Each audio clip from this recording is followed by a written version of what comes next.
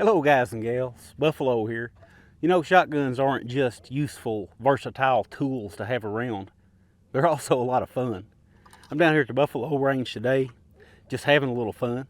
I thought I sent that empty spray paint can into orbit. Look at that. And that's just a 1 1/8 ounce load of number 8 birdshot, just a target load. Launched that empty paint can. But I'm down here today looking at a shotgun that I didn't even know about. My buddy Chase picked this up at a local gun shop. This is the TriStar Viper Max. I've done a couple of videos on the Viper G2, but I didn't even know about the Viper Max. This is their 3.5 inch chambered semi-automatic shotgun. Like the other Vipers, it's got a chrome lined chamber and barrel. Accepts mobile choke tubes, the Beretta Benelli mobile choke style choke tubes. I love that.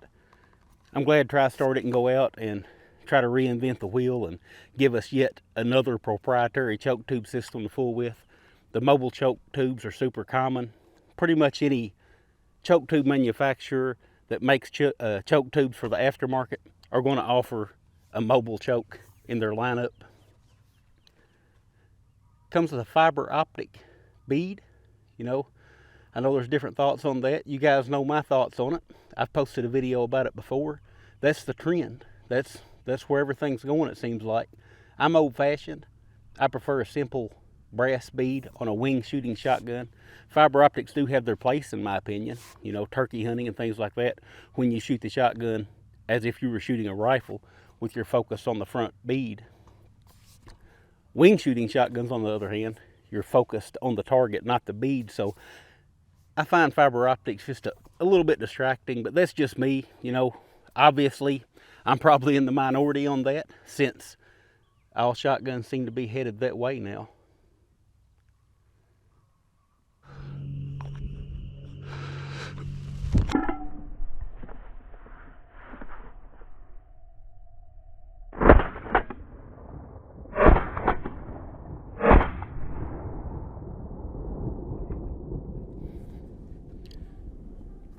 This shotgun does come with a synthetic stock and forend, and you can see they've got rubberized grip panels on the shotgun, even along the comb here.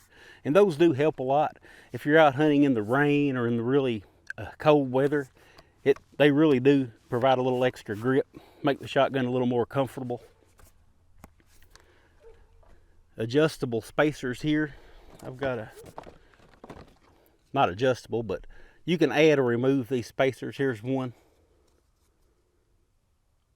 to change the length of pull.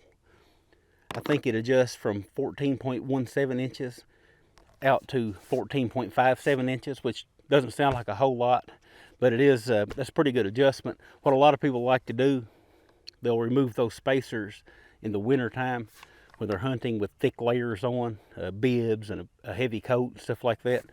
They'll remove those spacers and shorten the shotgun length, so you've got those thicker layers on. You're not pushing the gun way out here. So nice to see that kind of adjustability. Does have sling swivel studs.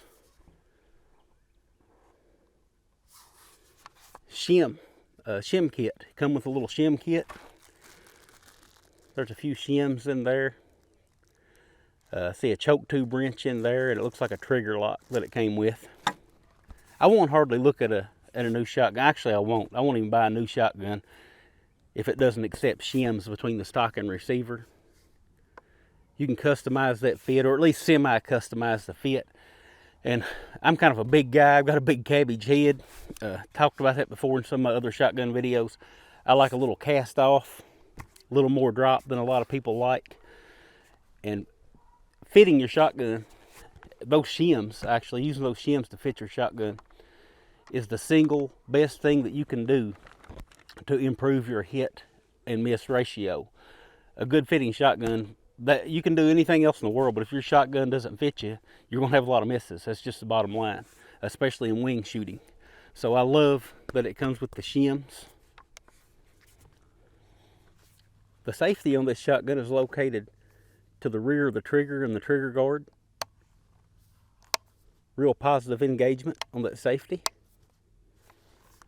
The bolt release is exactly where you would suspect it to be. Pressing that sends the bolt home. Got a real generous sized charging handle. On the other side of the receiver, we've got a magazine cutoff switch. And what that's for is this, you know, if you come up on a creek or a rock pile or a fence or some other obstacle that you need to get over, but you've got the shotgun loaded up with one in the chamber and let's say 2 in the magazine, you can press that cutoff switch, rip the one out of the chamber without picking a new one up out of the magazine. It'll cut the magazine off. So then once you get across the obstacle, you can put your round back in, close the bolt up, you're good to go. So kind of handy to have that magazine cutoff switch there. The magazine tube on this shotgun holds 5 rounds of 2 3/4 inch shot shells. It does come plugged from the factory to hold 2 rounds, so it gives you 2 + 1. But you can remove that plug super easy and go up to 5 + 1. Just remove your magazine end cap here.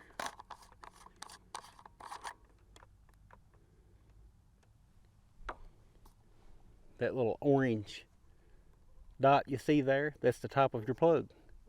Tilt the shotgun forward and it's going to come right out. That's all there is to it. You can put your end cap back on and now you can run 5 + 1.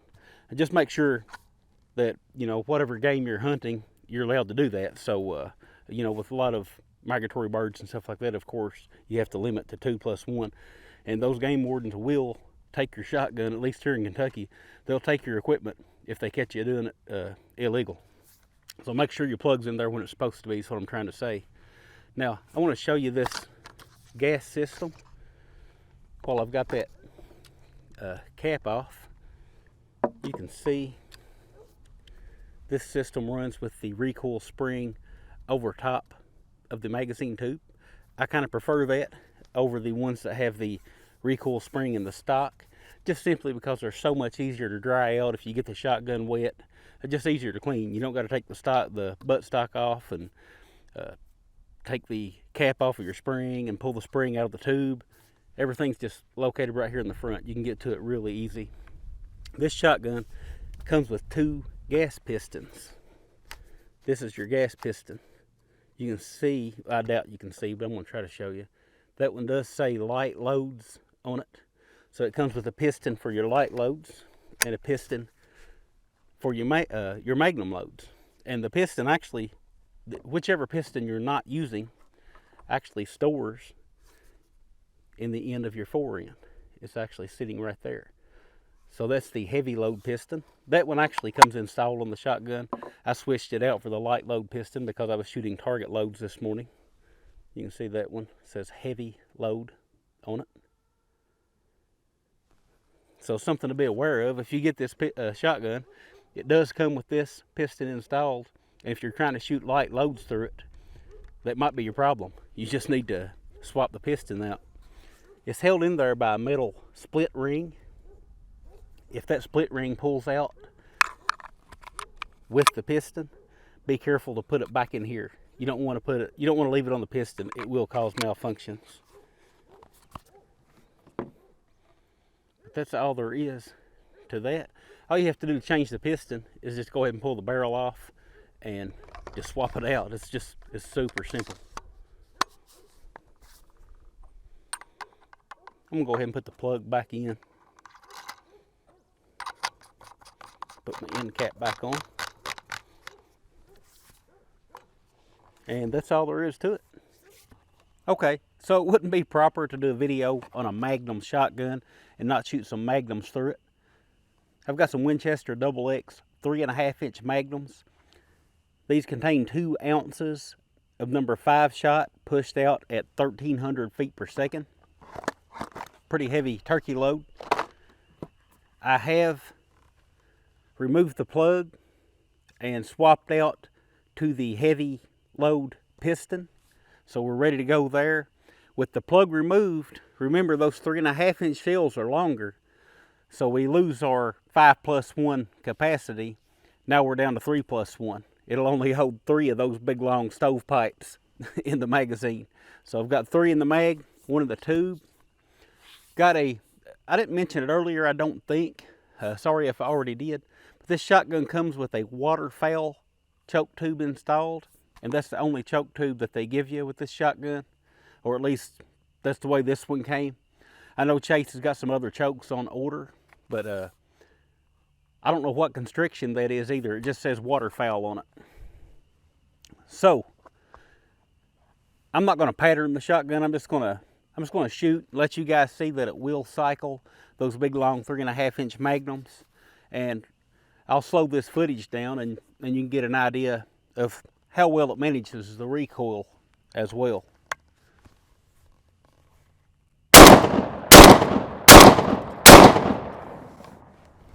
So, certainly not pleasant to shoot those, but at the same time, a good gas operated shotgun helps spread that recoil load out a little bit, and it's not nearly as punishing as it would be in a pump or an inertia shotgun. So there's your Magnum loads.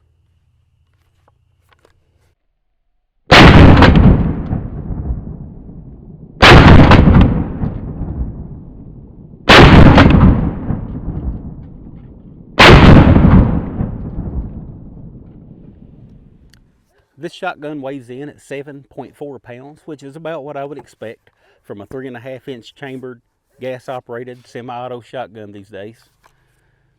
This shotgun is made in Turkey and imported to the United States by TriStar. Has an MSRP of $795 as of today. I just checked today. I don't know if you guys know this or not, but the MSRP on a lot of guns has went up here recently. So I did check today, $795. Of course, it goes for less than that in your local retailer or gun shop, but that's what the MSRP is on it. And that's a very competitive price range. There's a lot of good shotguns in that price range, and this one seems to be a very good shotgun. It's got every feature that I would be looking for if I were looking for a shotgun in that price range. I think Chase did well buying this.